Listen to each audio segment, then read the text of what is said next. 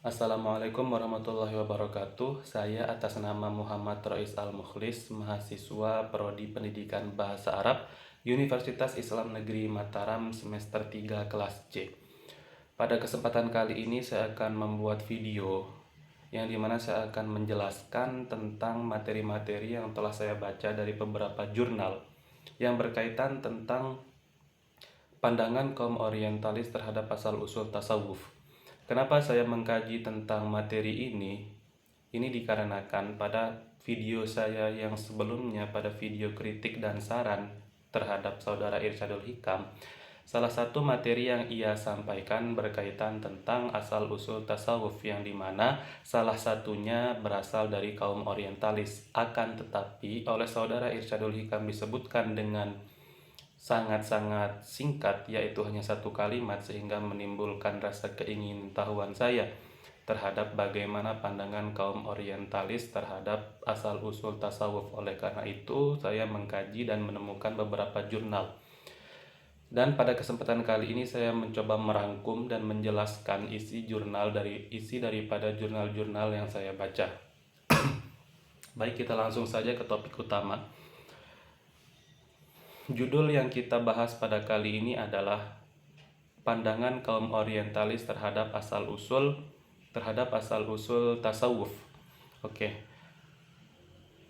Jadi letak permasalahan di sini adalah tasawuf yang bertujuan sebagai penyucian diri dan pendekatan diri kepada Allah Subhanahu wa taala ini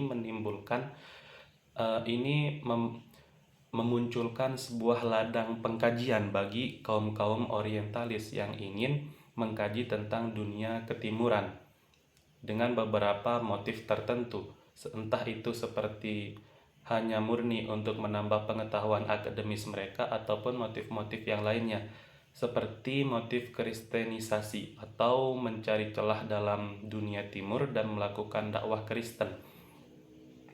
Dan juga kaum orientalis dalam mengkaji studi ketimuran itu biasanya menggunakan pendekatan Eurosentrisme atau paradigma yang digunakan oleh orang-orang Eropa, yang tentunya sangat berbeda dengan paradigma orang-orang timur. Sehingga dengan keadaan tersebut, seringkali hasil kajian yang dilakukan oleh orang-orang orientalisme itu bersifat distorsif alias bersimpangan, menyeleweng dengan objek asli daripada kajian timur tersebut.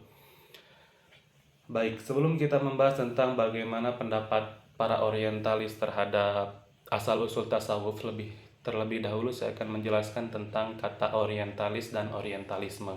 Orientalis secara etimologi, secara bahasa adalah mengkaji atau usaha pengkajian terhadap hal-hal ketimuran.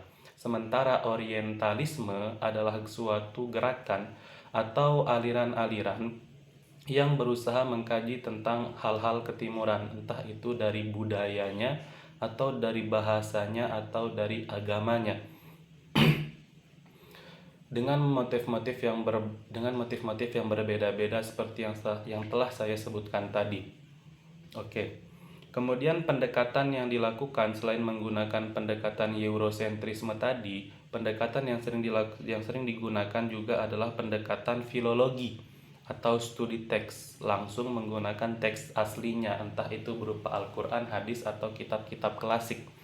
Kemudian juga selain itu juga biasanya menggunakan pendekatan empiris atau studi kasus, atau menggunakan fenomena-fenomena yang terjadi dan mengkaji fenomena tersebut jika ada kaitannya dengan dunia ketimuran, begitu. Oke.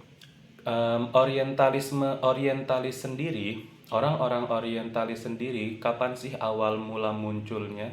Awal mula munculnya juga menurut beberapa ahli berbeda-beda. Ada yang mengatakan awal munculnya orientalis itu sejak Perang Salib. Perang Salib yang berkepanjangan mendorong mendorong orang-orang Eropa untuk mengkaji hal-hal ketimuran dengan tujuan untuk melemahkan kekuatan umat Islam pada saat itu. Itu pendapat pertama. Kemudian pendapat kedua, ada juga yang mengatakan bahwa awal mula orientalis itu adalah sejak jatuhnya Konstantinopel pada tahun 1453 Masehi, yang dimana jatuhnya Konstantinopel pada saat itu mendorong orang-orang Eropa untuk mengkaji peradaban orang-orang Timur dengan tujuan untuk mencari tahu sumber kekuatan Islam yang seperti yang sudah masyhur, jatuhnya Konstantinopel membuktikan kekuatan Islam yang sangat kuat, dan orang-orang Eropa penasaran akan hal ini dan mencoba mengkaji peradaban orang-orang Timur. Itu pendapat yang kedua. Kemudian pendapat yang ketiga terkait awal mula munculnya kaum orientalis adalah ketika kejayaan Islam di Andalusia. Jadi di Andalusia atau di Spanyol pada waktu itu sering terjadi perbincangan interaktif dan dialektis antara orang-orang Islam dan orang-orang Kristen, yang dimana perbincangan ini menimbulkan rasa keingintahuan orang-orang Barat untuk mengkaji ilmu-ilmu yang ada di peradaban Timur, peradaban Islam. Baik, itu tiga pendapat tentang awal mula munculnya kaum orientalis. Berikutnya kita bahas tentang pandangan orientalis tentang awal mula munculnya tasawuf. Jadi bahkan di antara orang-orang orientalis sendiri juga berbeda pendapat tentang awal mula munculnya tasawuf. Pendapat pertama ada yang mengatakan bahwa tasawuf itu berasal dari Persia, itu berasal dari bangsa Majusi, dengan dalil bahwasanya tokoh-tokoh sufi di dalam Islam itu ada yang berasal dari Persia, dengan dalil seperti itu. Akan tetapi kemudian hal ini dibantah oleh tokoh-tokoh Islam dengan berargumen memang tokoh sufi ada yang berasal dari Persia, tapi tidak semuanya dari situ. Banyak tokoh sufi yang berasal dari bangsa Arab itu sendiri, seperti contohnya Zunnun, Ibnu Athaillah, bahkan sahabat-sahabat Rasul. Sehingga dengan argumen seperti ini melemahkan pendapat yang mengatakan bahwa tasawuf berasal dari Persia atau dari bangsa Majusi. Kemudian pendapat yang kedua dari kaum orientalis mengatakan bahwa tasawuf berasal dari agama Kristen. Jadi di agama Kristen ada suatu cabang ilmu khusus yang mirip dengan tasawuf, sehingga mereka berpikir bahwasanya tasawuf ini merupakan copy paste daripada ajaran Kristen tadi. Kemudian ada juga tetapi pendapat yang barusan itu disanggah lagi oleh tokoh Timur dengan alasan bahwa konsep yang ada pada ilmu Kristen itu dengan konsep tasawuf itu berbeda, tidak sama. Dengan alasan seperti itu mereka menyanggahnya. Kemudian pendapat yang ketiga mengatakan bahwa tasawuf berasal dari India, atau lebih spesifiknya berasal dari ajaran Hindu-Buddha. Lagi-lagi pendapat ini disanggah dengan mengatakan bahwa konsep yang ada pada ajaran Hindu-Buddha itu berbeda dengan ajaran tasawuf. Kemudian yang keempat, menurut orientalis, tasawuf berasal dari Yunani, atau lebih spesifiknya dari para pengikut aliran Neoplatonisme. Pendapat ini setengahnya dibenarkan dan setengahnya tidak dibenarkan. Bagian yang dibenarkan adalah memang dalam konsep tasawuf ada beberapa yang mengambil pemikiran-pemikiran bangsa Yunani, terutama dalam tasawuf falsafi.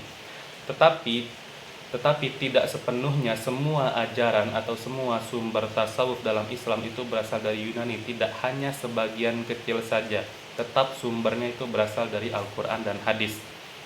Dan pendapat yang terakhir dari kalangan orientalis ada yang menyebutkan juga bahwa tasawuf itu memang murni berasal dari Al-Quran dan hadis. Dan tentu pendapat inilah yang dibenarkan oleh tokoh-tokoh Timur, karena memang sesuai dengan sumber tasawuf dalam dunia Islam, yakni Al-Quran dan hadis. Baik, demikian yang dapat saya sampaikan terkait tentang pandangan kaum orientalis tentang asal usul tasawuf dalam dunia Islam.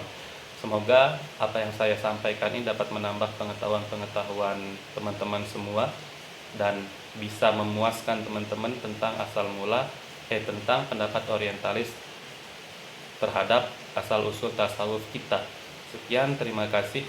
Mohon maaf bila ada tutur kata yang salah. Wassalamualaikum warahmatullahi wabarakatuh.